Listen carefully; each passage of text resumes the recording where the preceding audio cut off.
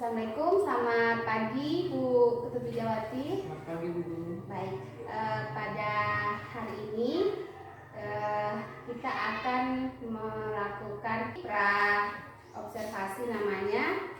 Sebelum nanti saya akan mengamati proses pembelajaran yang akan Ibu lakukan di dalam kelas sebelum proses supervisi kelas. Adapun tujuan untuk dilakukannya supervisi adalah untuk mengetahui dan mengevaluasi jalannya proses pembelajaran yang Ibu lakukan. Percakapan praobservasi yaitu sebagai persiapan awal sebelum nanti Ibu melakukan kegiatan pembelajaran agar lebih siap dan Ibu bisa lebih percaya diri memberikan pembelajaran terbaik bagi murid Ibu. Ada beberapa pertanyaan yang akan saya ajukan ya Bu ya. Ya. Yang pertama, apa tujuan pembelajaran yang akan Ibu sampaikan pada saat observasi nanti?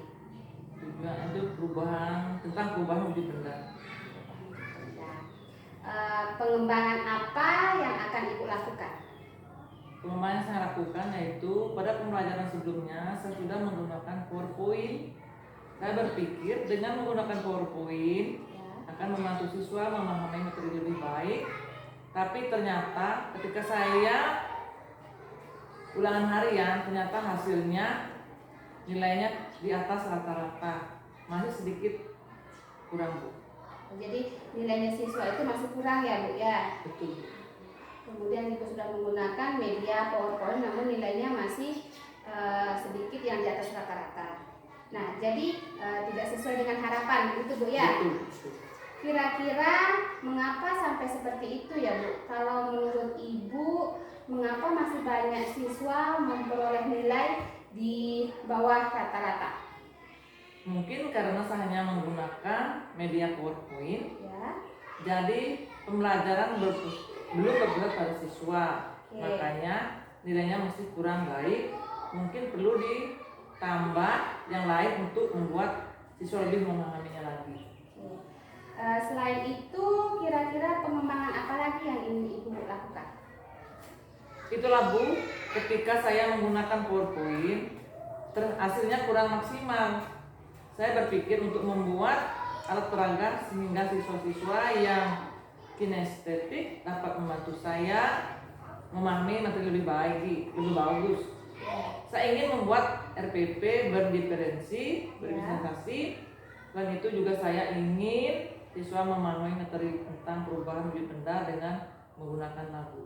Berarti saya dapat simpulkan Ibu akan membuat pembelajaran atau RPP berdiferensiasi ya Bu ya. Untuk pengembangan yang Ibu akan lakukan, kira-kira strategi apa yang akan Ibu lakukan atau rencana apa yang Ibu lakukan untuk pembelajaran tersebut?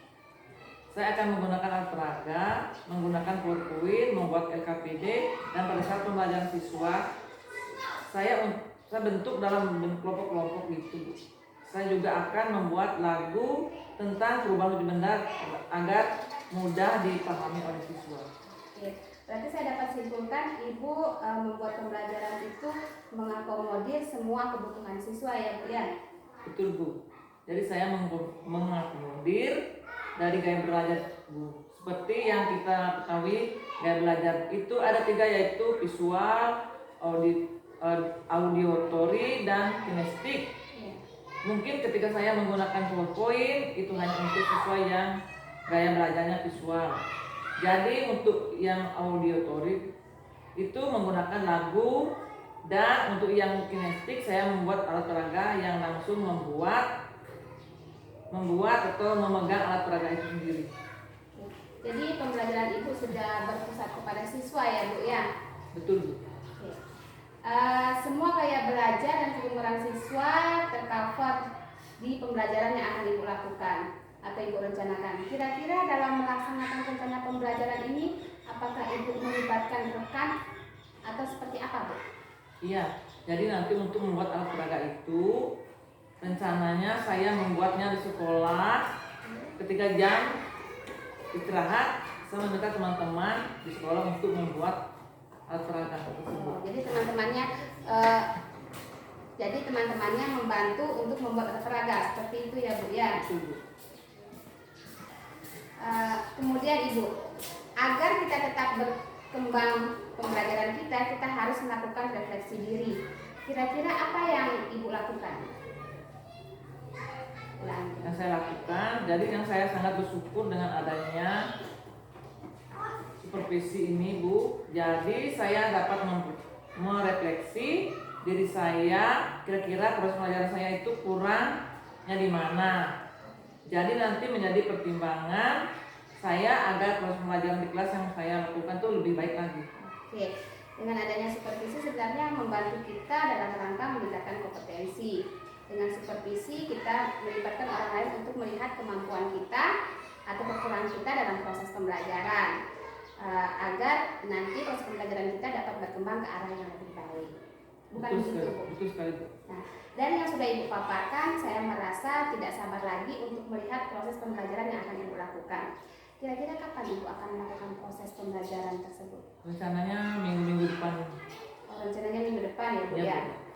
Baik Ibu, jadi Ibu akan melakukannya minggu depan. Saya akan masuk di kelas Ibu, saya akan melakukan supervisi kelas, saya akan mencatat apa yang terjadi dalam kelas, apa yang bagaimana Ibu melakukan proses pembelajaran. Iya Bu. Baik, terima kasih Ibu. Selamat pagi.